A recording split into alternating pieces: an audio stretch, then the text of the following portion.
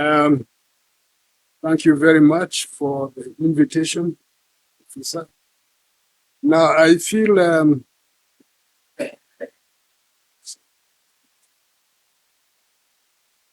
start with, to acknowledge all the eminent people here. I feel small, given the reality that some people in this room know more than I do, and they have experienced more than I can ever experience. So what I'll try to do is to say the little that I know, and try to make sense of it in the context of this topic assigned to me. African nationalism in unipolar setting. I'll not read everything, just try to play around with it. Three concepts come into play: unipolarity, nationalism, and Africa. Now, try to change unipolarity a little bit by saying that there are two aspects of unipolarity. There is singular unipolarity, in which we talk about one power dominating for slavery. There is collective unipolarity. Africa has suffered from collective unipolarity. That collective unipolarity referring to the conceptual West, which acts as one, although they claim to be many. So that aspect of it. Talk about the unipolarity, whether it's singular or collective. There is the implication of that force having its ways, ability to dominate others. It is imperialistic in itself. Poses its values, its norms, and its wishes, and then tries to justify that imposition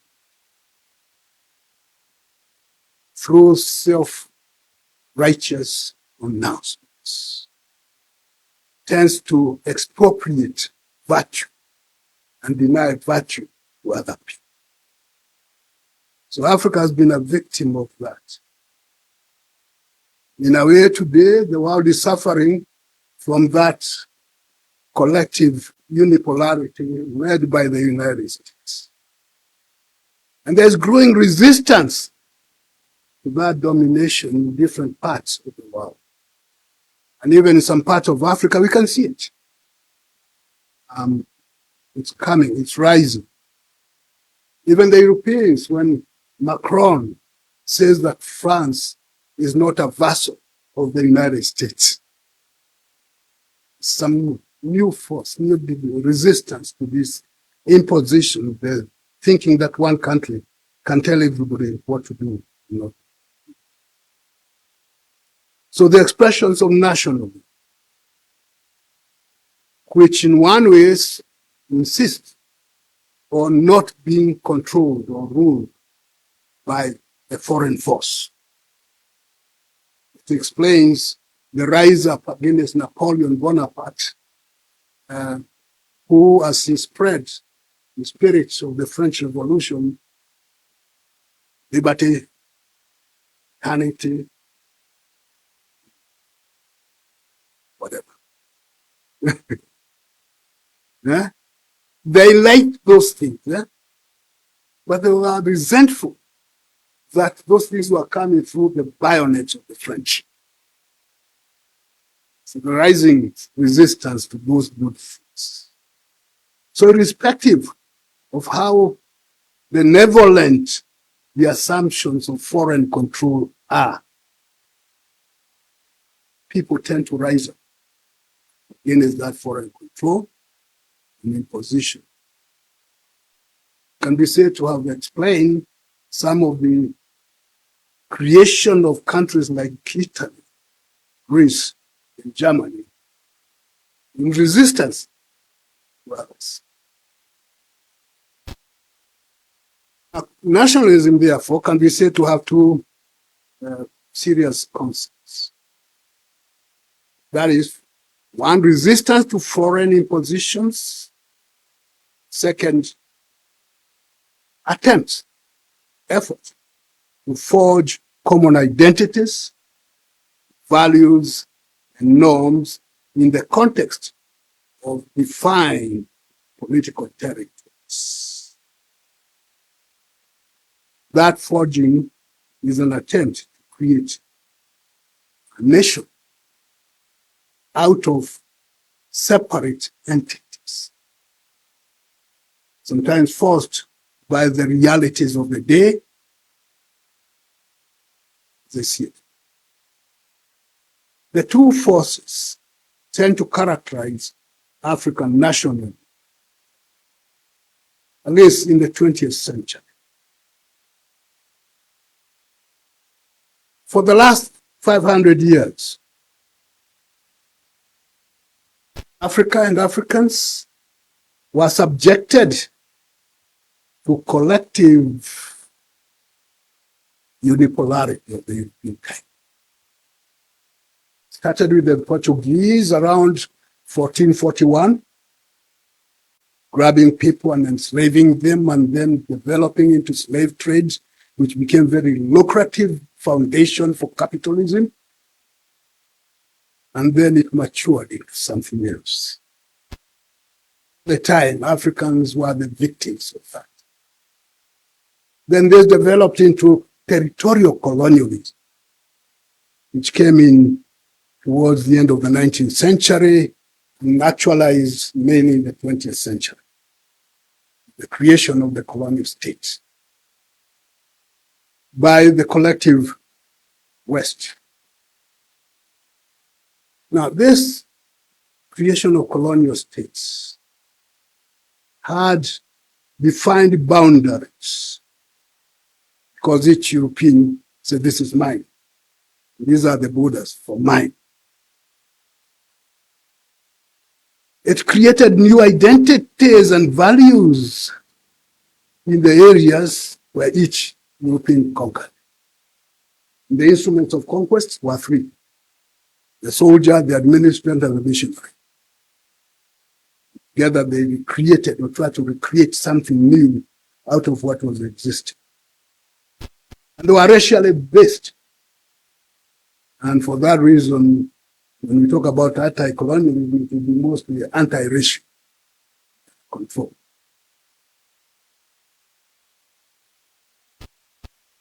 So, new laws, new sense of legitimacy,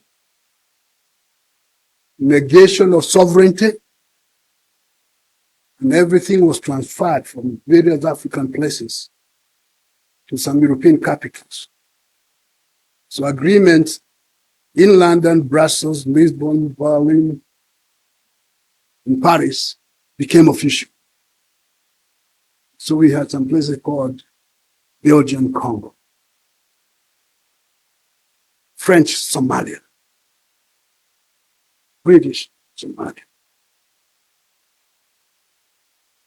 German East Africa. They were properties of those places, and there was no legitimacy accorded to anything in Africa. That was the reality of the colonial state. And since it was spread beyond Africa, you then have the beginnings of what we might call Pan-Africanist nationalism, because all black people, wherever they were subjected to the similar challenge. They were said to be brainless. It used to be said no black person can perform at the graduate level. In fact, that's how W.B. Du Bois came up by challenging that notion in the 19th century. So this need to come together as oppressed people, racially oppressed people. It was an intellectual endeavor. Eh? We start with the intellectuals. Because as much as they were learned, they were not accepted.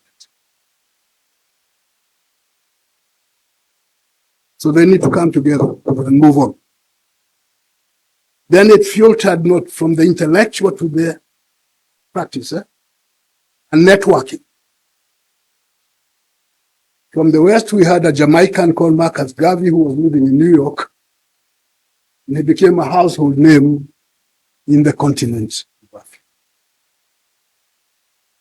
And his publication, The Negro, captured imagination, and it ended up being banned everywhere because it was dangerous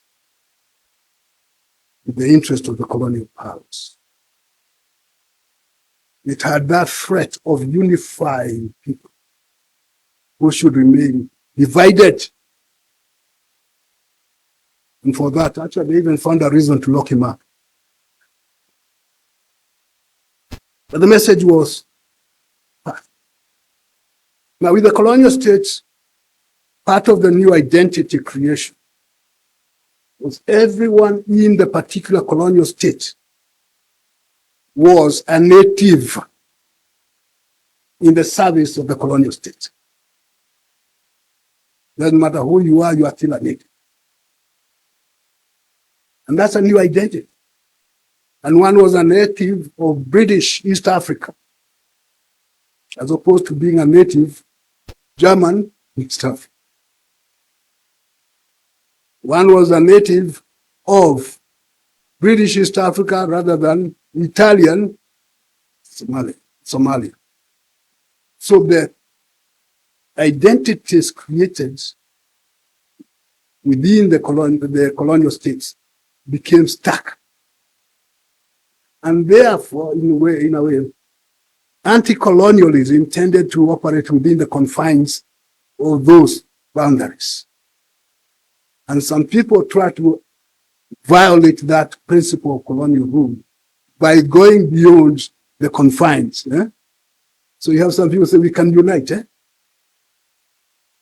So you have East Africa people agitating, you have West Africa, you have and those had to be contained. So the sense of nationalism, in that sense, tended to cut across colonial boundaries because the enemy was common, whether it's French or British, or they were just enemies, the black people. And in a way, then that's what explains, we say, Pan-Africanism, that whenever there is a crisis, you gang up, as it was in 1930s, when Mussolini decided to eliminate Ethiopia because it was a bad example for the black. With that elimination, colonialism should be safe. And instead, all the blacks, wherever they were, came together. And there were some cultural outshoots out of it, like the Rastafarians. So crises tended to bring people up and then inspire that sense of nationalism, which was against racism. Now, the culmination of what happened in the 1930s, one can say, was the Manchester Conference in 1930. They met in Manchester because they could not meet in London. It's fully booked. And out of the conference, they agreed on one or two things. First of all, to eliminate imperialism and colonialism, even if it destroyed the world. That's what they say. They were going to unite with everything. After that, two developments arose. Mass political mobilization in the name of nationalism, as manifested in the Gold Coast, which eventually became Ghana. And then the Mau Mau War and the Algerian War destroyed British sense of power and the French sense of power. So if they could not hold on to Britain, to Kenya, as they called it, then there was no point on holding others. And if the French could not hold on to Algeria, there was no need of holding to, because these were supposed to be special. The end of territorial colonialism. It's clear by 19. That sense of nationalism had worked in trying to remove racial oppression. Now, what happened with independence? Give credit to the colonialists, they were not idiots. So the minute they realized they had to go, they designed strategy for continuity. The basis of neocolonialism. And in so doing, they reversed the order of emphasis. No longer talking about all people in the colonial state as natives being one, because they are no longer serving the colonial interest. The emphasis is on the differences. You are not one, you are tribes, you are this, you are that. And in fact, we never lived together until we came and told them. So on the eve of independence, across the board, that was the emphasis. You are different. You can never be together. You cut out this thing. And it sank. Besides that, you identify, you create leaders who are going to take over. You notice in many places, the people who took over were created leaders, created by the colonial entities. Why? For the purposes of continuity. That's what we call neocolonialism. And once that was achieved, the challenge is how to create nations out of the inherited territories. People have been real to believe they are not the same. Leaders now have a problem of trying to make these people believe they are what? Creating that national identity became problematic across the board. In various countries, they tried, didn't work. So in some instances, we had what? Wars, Congo, where Lumumba, seem to understand the international dynamics of it. So they fixed it. The Congo is still in a mess. It's not in the interest of some forces.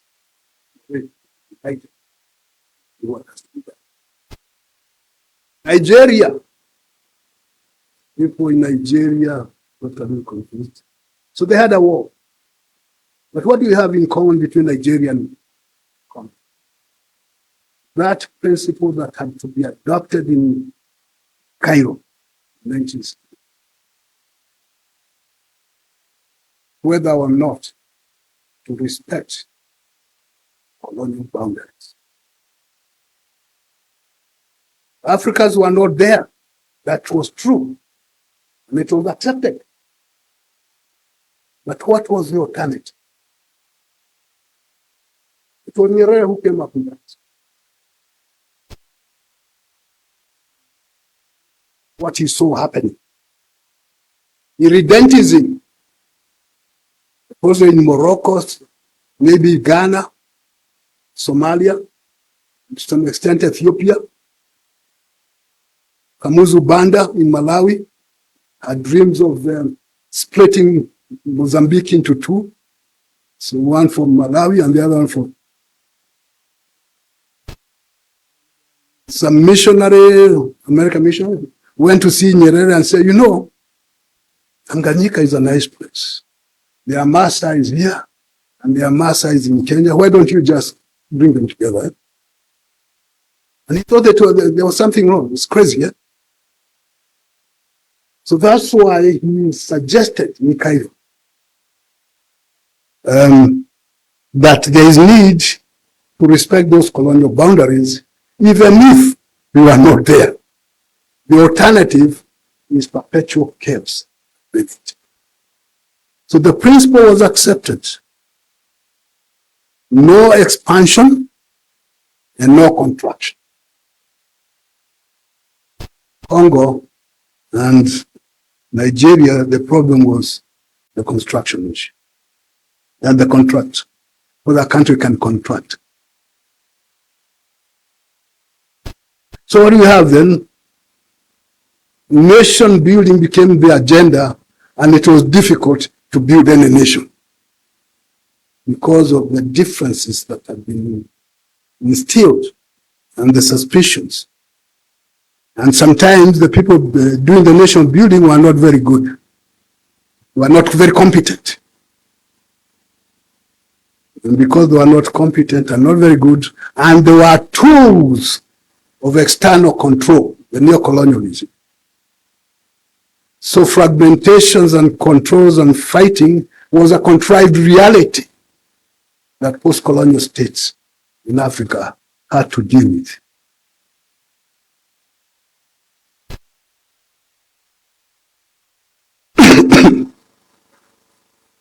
The forces of fragmentation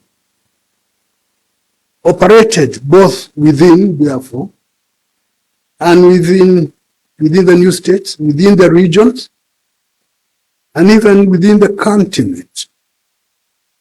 That Pan-Africanist nationalism somehow disappeared as we concentrated mainly on trying to create nations within the territory.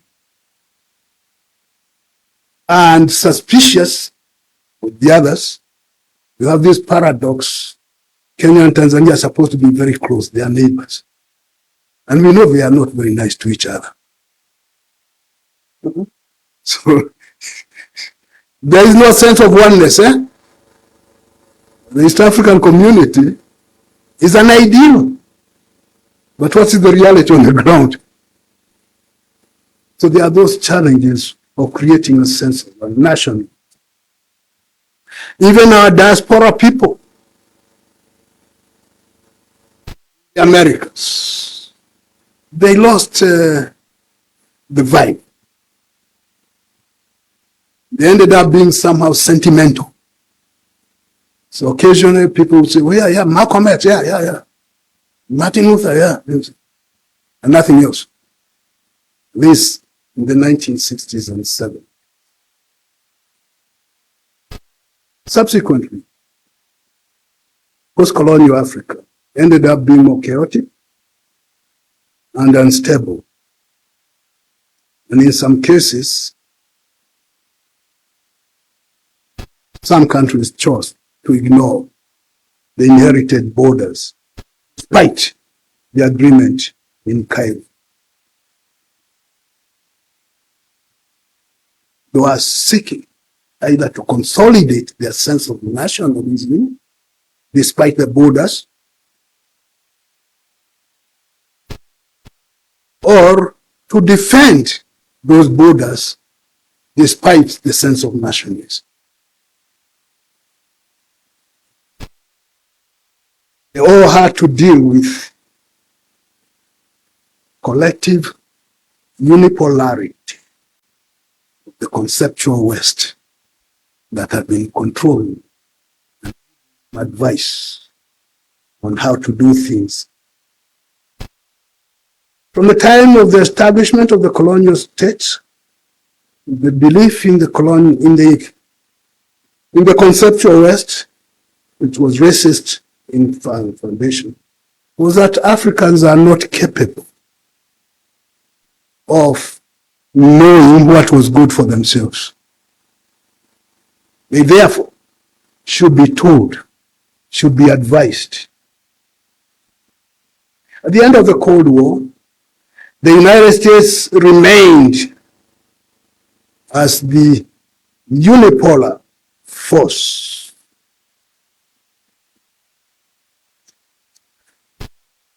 That sense of unipolarity, however, was very short-lived.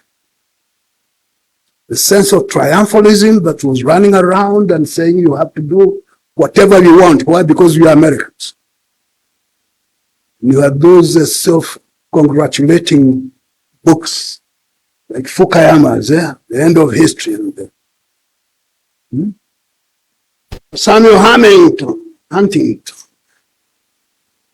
Clash of Civilizations, which Edward Said dismissed as a clash of ignorance.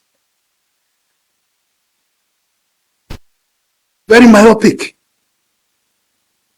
because Huntington was known to be one of those people who believed, like Henry Kissinger, his friend, democracy is not for everybody. There are areas you stop because it will not be in the interest of the conceptualist.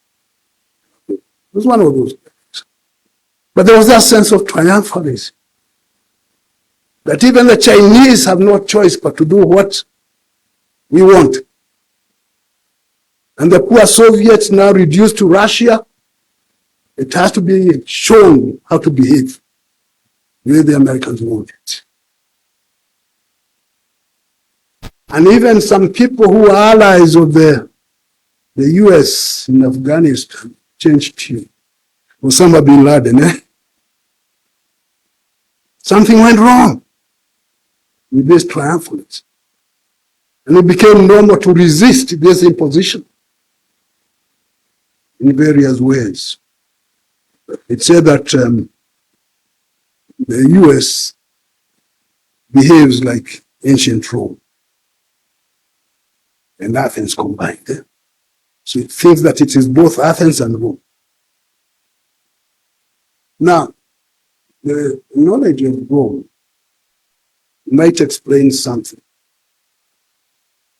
The Punic War between Carthage and Rome ended up with Rome beating up Carthage in two big wars and won. But it was never satisfied that it had won, because Carthage was still there. So for Rome to feel safe in its own mind, Carthage had to be destroyed completely, pulverized, such that it can never rise again. That's the only way that Rome was going to feel safe. So it went and destroyed, salted the earth and everything in a total war, to ensure the notion of Carthage never comes up again. It appears as if the US behaves that. Russia is still there.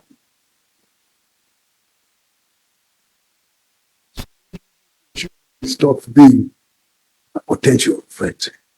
It might explain what's happening in Ukraine. So various nationalisms arose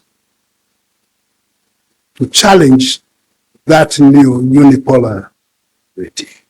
So we saw that in Europe, mentioned about the French saying Norway, the Poles and others are saying no.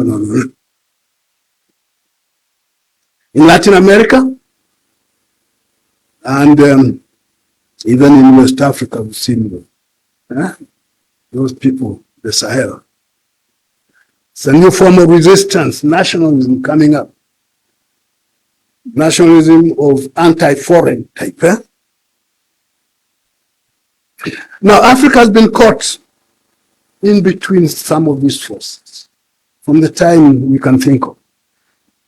And in the current geopolitical realignment, the question comes, who decides for Africa?